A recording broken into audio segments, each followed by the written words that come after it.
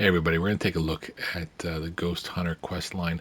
As I mentioned in the Keep on Connecting trophy guide, basically the way to connect to some of these is through suborders, some of these facilities through suborders, some of them from finding lost cargo,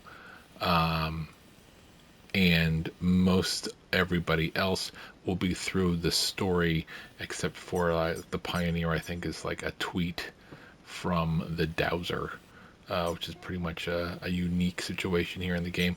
But other than that, mostly everybody you're going to be introduced to through the story. One of the people that you need to complete a suborder for in order to meet is the Ghost Hunter here. And I'm just going to show you the suborder. I'm not going to reenact it because unfortunately you can't reenact it, but I'm just going to drive down to the Ghost Hunter and show you basically how that works. But here is the suborder itself. Deliver proof of an attack to the Ghost Hunter. There's going to be talk of this Headless Rider. Again, I did not capture the Headless Rider order or mission. It's quite interesting. It's quite fun to experience. So go ahead and complete the suborder, which is this suborder, which we're going to take a look at in just a minute. And I'm going to show you where that's located and so forth. So let's head down to the chronobiologist. I'm sorry, to the Ghost Hunter from the chronobiologist. And again, the Magellan's in the way, but the chronobiologist is right behind us. Why don't I go ahead? Oh no, there she is. There's her facility. All right, so we're going to go down. So basically you do suborder 109, which is going to take you away from the story order to go to the Managing Assist with the Timefall Shelter or Timefall Resistant Emu, which you have to pick up close to the Data Scientist. There's lots of people involved here. You get the idea. But we are going down to the Ghost Hunter. Let's just pretend that this is live and you're watching me actually do the order, because unfortunately I didn't capture any of this. I do capture most of the Mr. Impossible orders though, because that ends up proving to be quite interesting, and the Adventurer and the Fisherman.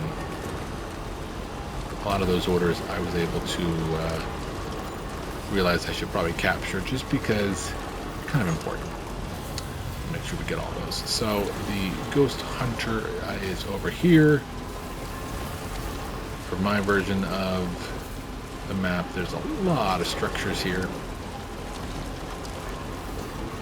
and a lot of vehicles that people just leave around and coffin boards. So you come here with suborder 109 and you deliver it to the Ghost Hunter, and he will start talking to you about this Headless Rider. So the Headless Rider is suborder 110. The Ghost Hunter has proved the Headless Rider really does exist, and you got to ride a tri-cruiser at night to this specific area, which is on the road there. So let's go ahead and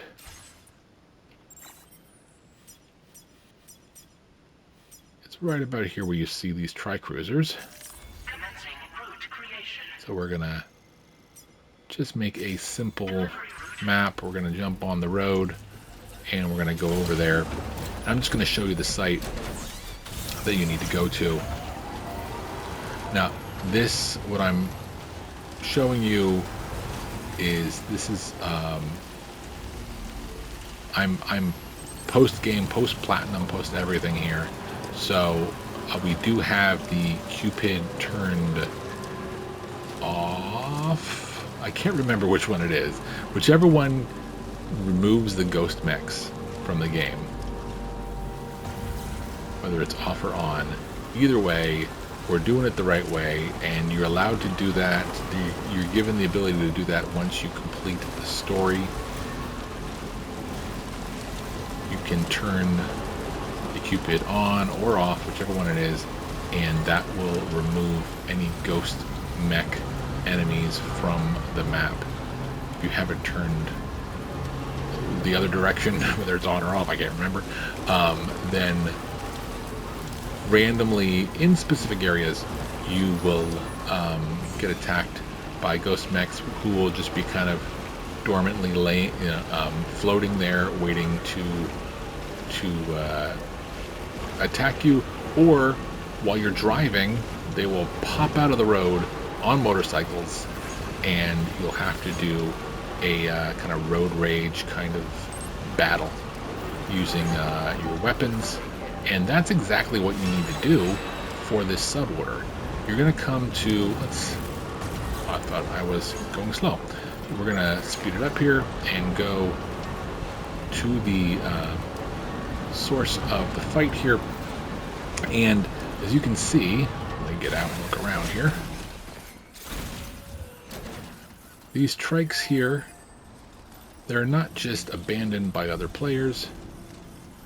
They are here because that is part of the story. And so some of these you'll see from other players, some of these you will see possibly you can ride but aren't necessarily labeled as other players' vehicles.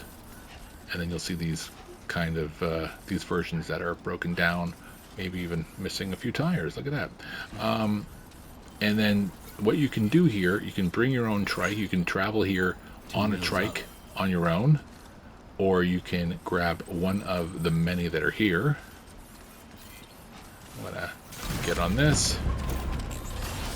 Again, this is not going to work because we have the Cupid turned on.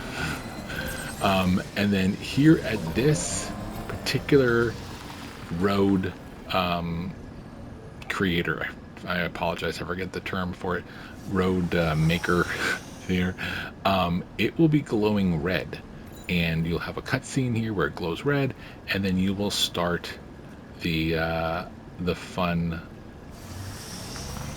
mission basically. And the mission part of it reminds me kind of Tron. There's a new Tron movie coming out soon, so I was very happy to see that that was making a comeback. But with the motorcycles and all the colors and the flashing lights and everything, and at night and everything, it kind of reminded me of the old Tron movie. Anyway, so you want to come to this site, get on a trike, and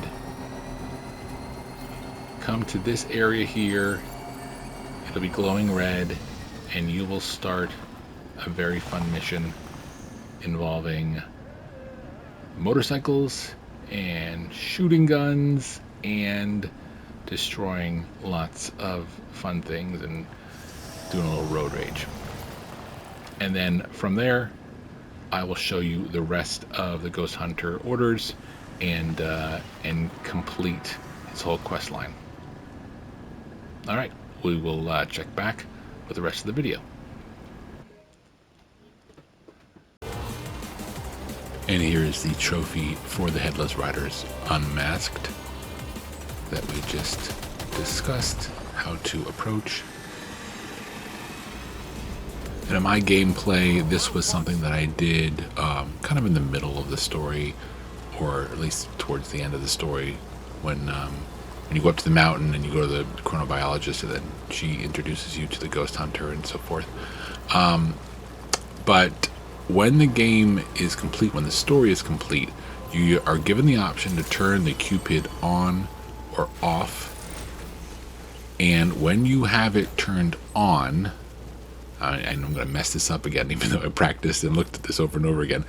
When you have it turned on, the ghost mechs are not part of the game. The ghost mechs are literally turned off when you have the Cupid turned on. This little message comes off the SSS from the other preppers. They're saying, hey, for some reason I'm trying to deliver to this guy, and something's weird with the internet, or something's weird with the network, because I can't seem to see him. So as it says here, when the drawbridge Cupid is fully operational, Ghost mechs and BTs present less of a threat than usual. Which I don't necessarily agree on the BT side. They seem to be in the same places they always are, which is not a lot of places. But the ghost mechs are like completely gone. So when you come to the ghost hunter with the Cupid turned on, this is what happens. Is the drawbridge Cupid triggering some sort of access restriction? As I recall, it suppresses connections to the other side. Does this mean the occupant is deceased? Perhaps you'll be able to meet them again if you deactivate the drawbridge Cupid. So just doing that, so just visiting the ghost hunter's facility with the Cupid turned on will spark that conversation post game and get you that trophy. But keep it in mind, if you want to do any deliveries to the ghost hunter, if you want to work on the trophy that we're going to look at in just a few minutes here, you're going to need to make sure, at least in the process of interacting with the ghost hunter, that you have the Cupid turned off. I believe you can grab orders for the ghost hunter with the Cupid turned on and not worry about it, but I would suggest at least turning it off when you go to do the delivery. So at about almost a full 4 stars here, you get this little message from the ghost hunter about a house that disappeared. It's moving, so he'll explain here. I take it you saw my post on the SSS. There's something that needs doing, but alas, I'm neck deep in rumors of strange activity.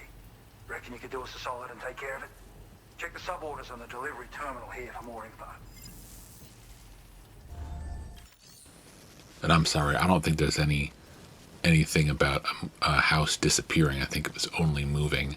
I think disappearing is a different facility and a different trophy. So if the house is moving, if it's buildings that are moving, we've seen that before in these games. So I think we know what we need to do. So this is located behind the mechanic Woodkid, and kind of, I guess, north on the map from Motherhood, whatever direction that is, behind Motherhood's facility, in that big desert area. And here is where it is located. There it is.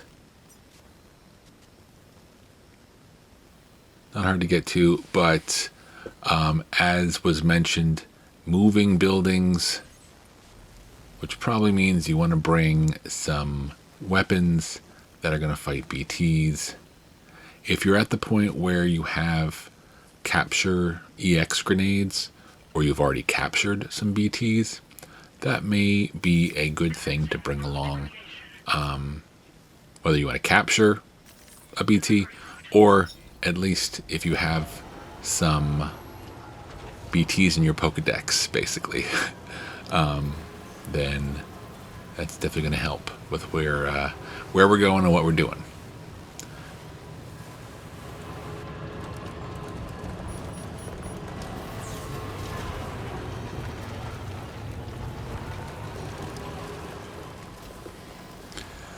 The other thing I want to mention is this is basically a recovery mission. You're basically grabbing some of the Ghost Hunter's lost cargo, I guess. It's considered lost cargo. But it is also delicate cargo. And the Ghost Hunter does not have a ton of extra missions to fulfill. And especially if you have Cupid turned on, you're not going to be able to do a lot of back and forth with the Ghost Hunter, because the Ghost Mechs are just another kind of hassle to deal with in post game, and you don't want to do that. So what we're looking for is not the Phantom Smith packages. We're looking for cargo for the Ghost Hunter, and I believe it is on the building that's kind of in the foreground here to our right now. So as I was saying, these items are kind of delicate, and due to what is going on in the environment, it's pretty easy to tell what's going to happen here. So if you can get the truck loaded and move it, oh, there it is. It was behind us the whole time. If you can get the truck loaded and moved out of the way to the best of your ability, it doesn't really seem like that's a possibility, because you'll see I'm going to grab the first package, and pretty much as soon as Sam has it in his hands, things start to go a little sideways here. So let's watch for a minute, and you'll see what I'm talking about. Yeah, and the ground does this a couple times before the actual event takes place, and I keep thinking, oh, something's happening, somebody's showing up, but I guess they're just tremors. A sticky gun, helpful. If the truck was here, I pulled the truck up, and I am going to cut here in a second, because I do move the truck as close as I can to it before touching any of the cargo. Also, I would imagine if you can not handle 2 of the 3 packages, then you're not really liable for the damage that's caused by the timefall, but you are certainly responsible for the damage that is caused if you're firing grenades or even using assault rifles or machine guns on BTs anywhere close to the cargo. So keep it in mind. You do want a good rating on here, because we do have to fulfill a full 5th star. It would be just so nice if we could grab all 3 of them, put them in our backpack, summon a BT to help us, and sneak back to the truck and put all the cargo in the truck, and make sure all combat happens far away from the truck.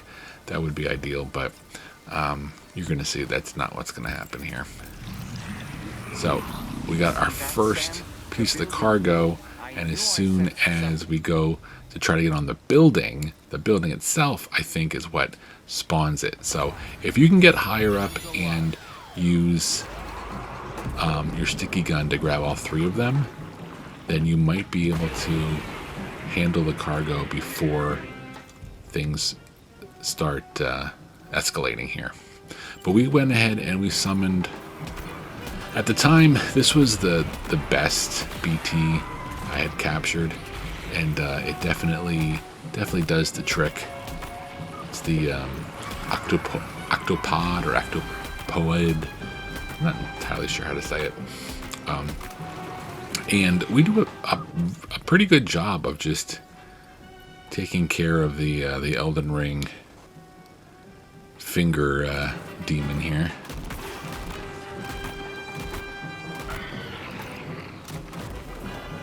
I mean, certainly we're using explosives, and it is a little close to the truck, but it doesn't really seem to be very close to the cargo that we need to pick up here. So let's keep watching and see what happens.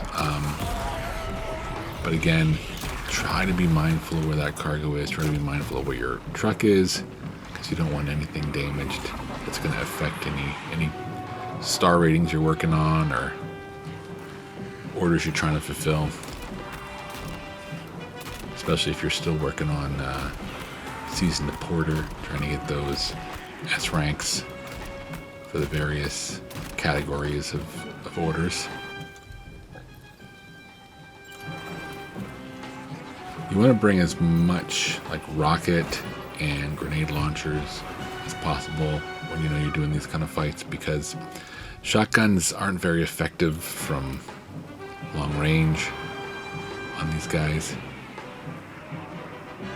And generally the summoned BT will certainly give you help, but they won't always finish the fight for you and just give you a show. So at some point you're going to have to chip in, and the more damage you can do while the distraction is going on, and you have a compadre, the better. So use those higher hitting weapons. About halfway done on the health here.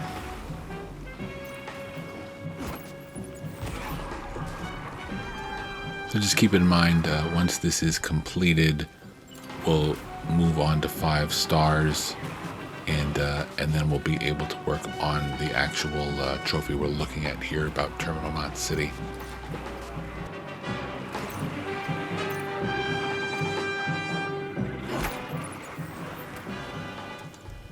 It's effective to have the Cupid turned off when you need it in order to get these done.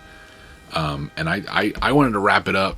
I wanted to get the Ghost Hunter done first before I worked on the Tar Lake quest line and the Adventurer quest line and Mr. Impossible. Those are the other 3 we're going to look at in these little final videos of the series, because it's just a lot less to worry about when you have all the ghost mechs turned off and everything. All right, so we are getting very close here to taking it out, and we still have 12 seconds on our octopod, so that's pretty good. That's done.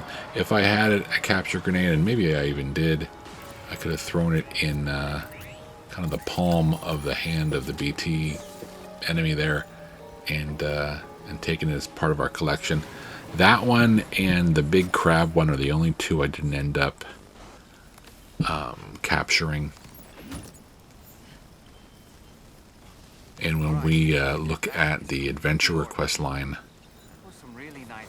I'm going to talk a little bit more about capturing the crab, because I just did that today, actually, putting the video capture together for something that I missed for that. So I did finally catch the big crab. It's like a king crab or a snow crab, kind of. It's all weird bent arms on it. Pretty cool. Anyway, so if you notice there was about like 43, was it 43% damage? Or maybe that was just a cargo container, but the two pieces of cargo that we didn't handle, that weren't on our back, were damaged more. And it wasn't just the cargo container that was damaged. So, but in the end, I think we got an A on that mission. I didn't capture sending that in, but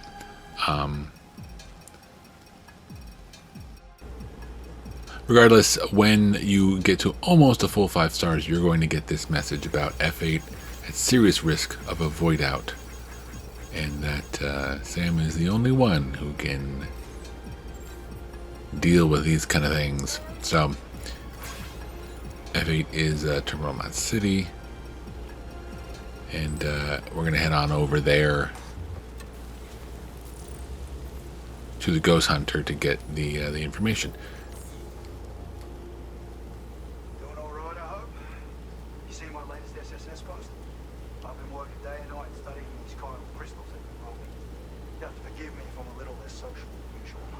Those are the chiral crystals that we brought him in that last area that we just showed with the hand BT. The stakes have never been higher, I could do with your help.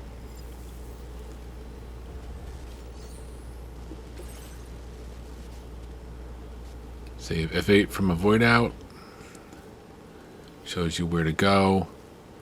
It's off the coast, kind of facing Terminal Knot City, and what looks kind of like a metropolis ruin.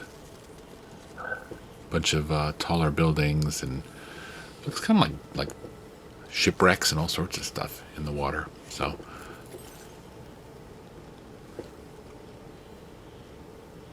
once you accept this mission, you can use the Magellan to head over there if you want. But the funny thing is, I don't know why, but the Magellan just cannot go to the Ghost Hunters facility. Don't know what the heck that's about, but yeah, you cannot summon the the Magellan.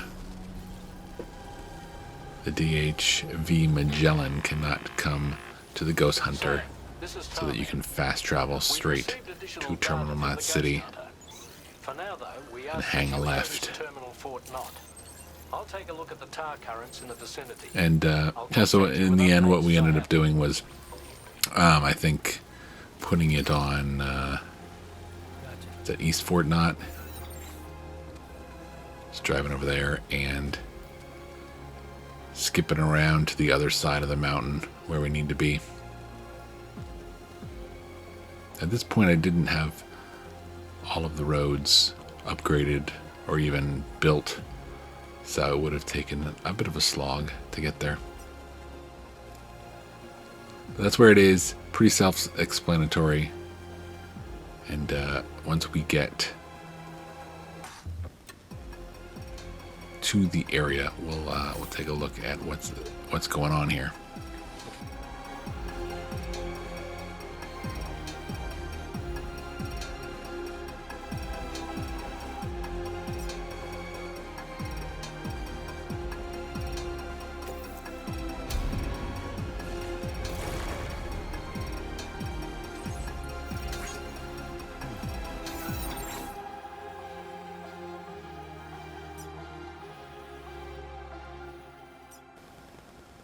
So as you can see, I don't even know if we can use the Magellan to go to Terminal Knot City.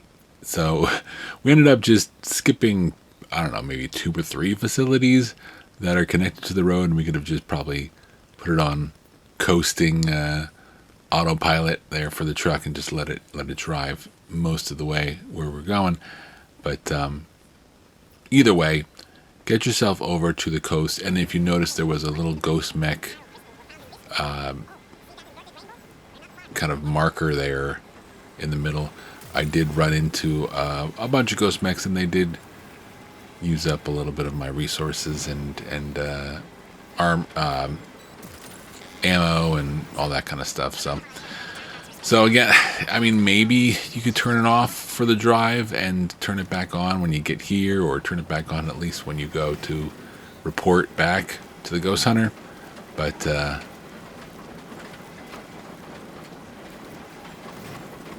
at least we'll be done with Ghost Mechs once this mission is done. So drive to where the marker was, and then I believe Dollman hasn't said it yet. He's going to say, look for some... Oh, no, or Tarman. He's going to say, look for something suspicious here. And it is pointing kind of in the middle of the water. Another good one to bring the surfboard for if you like. But we're not really having any trouble with the truck here. I'm getting out to... just make sure that all of my heavy artillery is ready to go.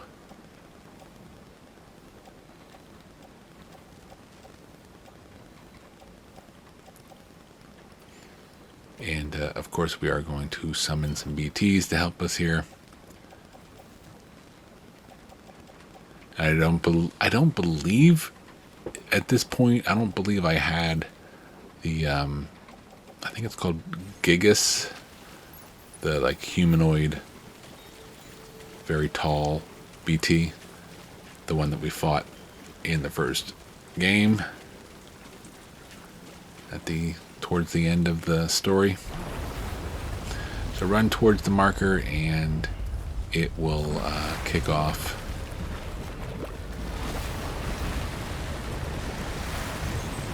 That is one massive 8 on the G scale. Oof. You hate to see it.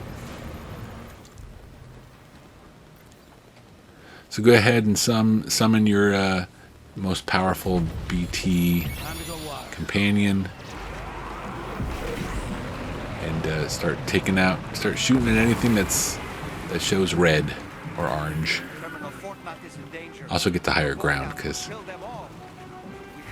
can kind of take your shots when possible.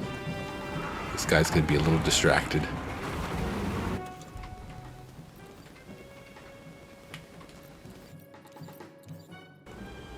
So for the Gigas, it does seem like using the assault rifle or the machine gun on, especially like this little thing that goes up his umbilical cord, which is kind of focused a little low on his anatomy there. So I always feel kind of Like, I shouldn't be shooting that area, but whatever. Anyway, yeah, whatever is glowing red, go ahead and aim at. And sometimes it's hard to find on the Gigas what's red. I mean, there's a little bit of red tint, about as like one shoulder, maybe his rib cage, and his neck, and then his umbilical cord, of course. So Octopod's not doing all that much. That doesn't seem, but they definitely shoot out some nice. You can see right there some projectile attacks. Keeps it distracted, and then we'll use the heavy artillery wherever we can in hope it takes some nice chunks out.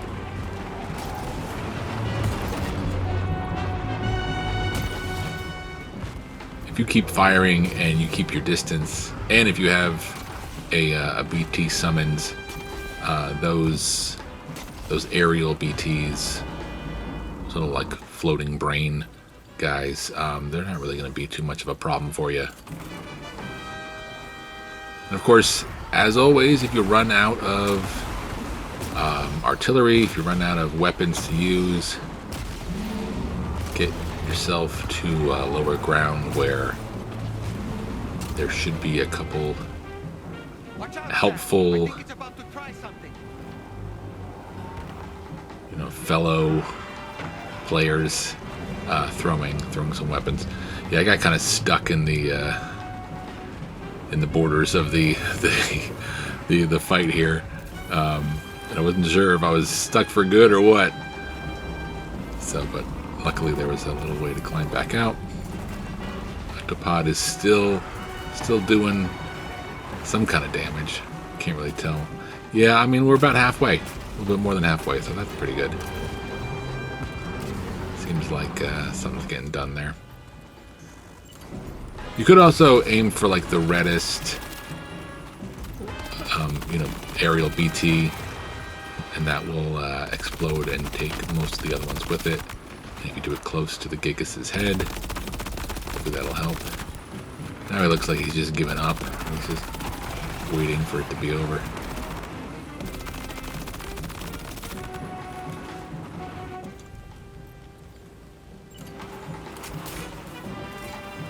So luckily we still have some pretty big firepower here. With the multi-rocket, I like to shake around and make sure all of the rockets are locked on.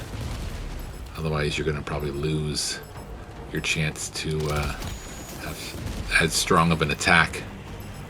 Because I don't know that it necessarily gives you a specific amount of ammo for those 5 lock-ons. And I think every shot you take, you lose if you're not locked on for all 5. Shotguns aren't really going to help here.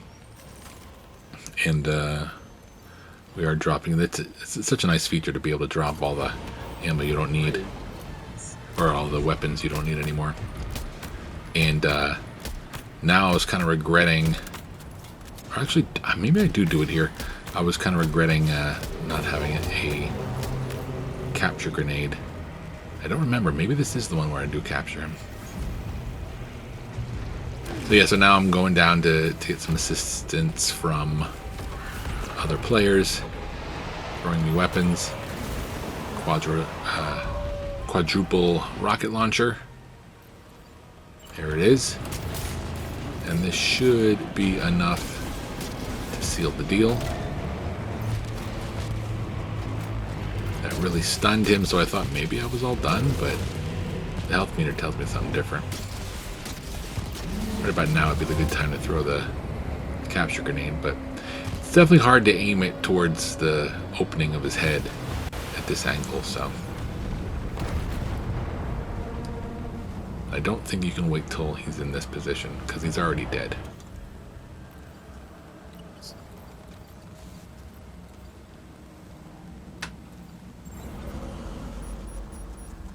The come down effect on this one is very long, very lengthy. He kneels down. He stands back up. He looks like he's about to jump in for another fight. But then finally, the chiral crystals take over, and he shatters, and you're good. So that is the Ghost Hunters questline in its completion. And hope this helped. Take care.